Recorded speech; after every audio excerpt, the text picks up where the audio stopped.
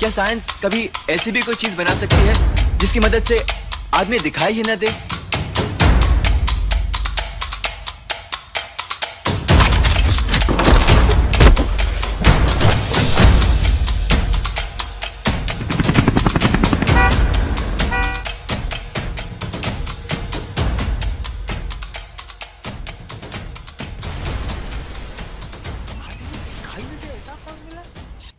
Hello guys, आप देख रहे हैं बॉलीग्राड स्टूडियोज और मैं हूं आपकी दोस्त और होस्ट अंकिता।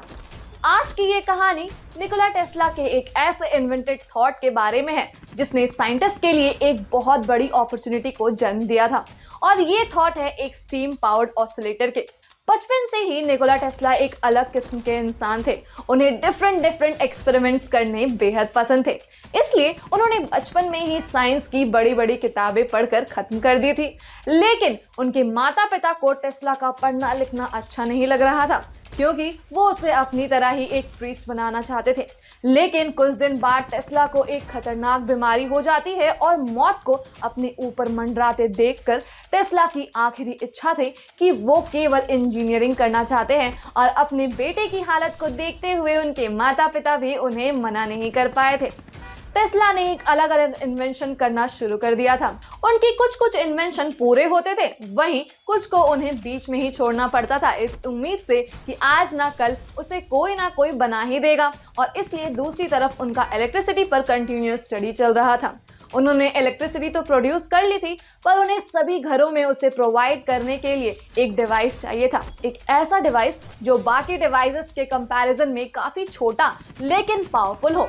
टेस्ला ने अपने कई साल इसी प्रोजेक्ट पर लगा दिए और फाइनली उन्होंने एक ऐसा डिवाइस बनाया जो ऑसिलेटर से इलेक्ट्रिसिटी प्रोवाइड करता हो। और इस डिवाइस का नाम उन्होंने दिया स्टीम पावर ऑसिलेटर। ये इलेक्ट्रिसिटी जनरेटर देखते ही देखते एक अर्थक्वेक मशीन में जाकर तब्दील हो गया। उन्होंने रियलाइज किया कि किसी पर्टिकुलर फ्रीक्वेंसी में एक सिस्टम में करंट फ्लो होती है, और इसलिए उन्होंने ऐसा ऑसिलेटर बनाया जो वेरियस फ्रीक्वेंसी को कन्वर्ट करके एक सिस्टम में काम करेगा। और जैसे ही इन फ्रीक्वेंसी में से कोई भी फ्रीक्वेंसी करंट के सिस्टम में मैच होगी, सिस्टम में करंट फ्लो होना शुरू हो जाएगा। पर जैसे ही उन्होंने इस डिवाइस को शुरू किया, उनकी पूरी बिल्डिंग हिलने लगी, मानो जैसे कि कोई अर्थक्वेक आ गया हो। बिल्डिंग के हिलने का रीजन टेस्ला ने ये दिया कि जिस तरह से जब ओपेरा सिंगर्स गाते हैं तो उनकी आवाज से सामने पड़े ग्लासेस वाइब्रेट होने लगते हैं।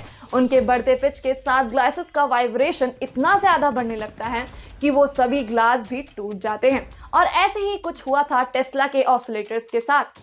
ऑसिलेटर का ऑसिलेशन इतना ज्यादा बढ़ गया था कि उसकी फ्रीक्वेंसी बिल्डिंग के फ्रीक्वेंसी से मैच हो गई थी, जिसकी वजह से एक अर्थक्वेक जैसा वाइब्रेशन होने लगता है।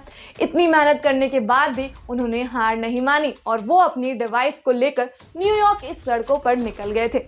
और तभी उन्हें रास्ते में एक कंस्ट्रक्शन साइट दिखती है और वहां जाकर उन्होंने इस डिवाइस को टेस्ट करने का प्लान किया। लेकिन अनफॉर्चुनेटली वहां भी उन्हें सेम ही रिजल्ट मिले। लेकिन तभी उनके दिमाग में एक आइडिया आया कि इलेक्ट्रिसिटी ना सही, बट इस प्रोजेक्ट को किसी और तरीके से यूज किया जा सकता है।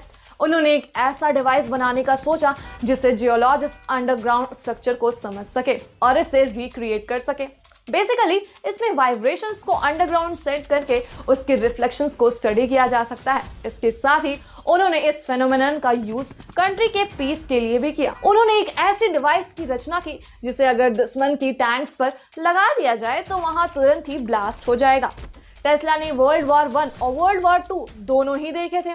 उस समय तो वो कुछ नहीं कर पाए थे, लेकिन बाद में उन्होंने एक ऐसे डिवाइस की रचना की जिससे किसी भी वक्त किसी भी वॉर को रोका जा सकता है। और इस तरह से निकोला टेस्ला ने अपनी एक ही प्लान के बदौलत कई सारे इन्वेंशंस को जन्म दिया।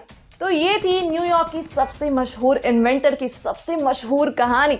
सुनने में आ रहा है कि इस बार मिस्टर इंडिया में टेस्ला के इसी इन्वेंशन को अलग तरीके से दिखाया जाएगा। फिलहाल हमारी आज की ये कहानी यहीं खत्म होती है। तो आपको ये कहानी कैसे लगी? Let us know in the comment section. धन्यवाद।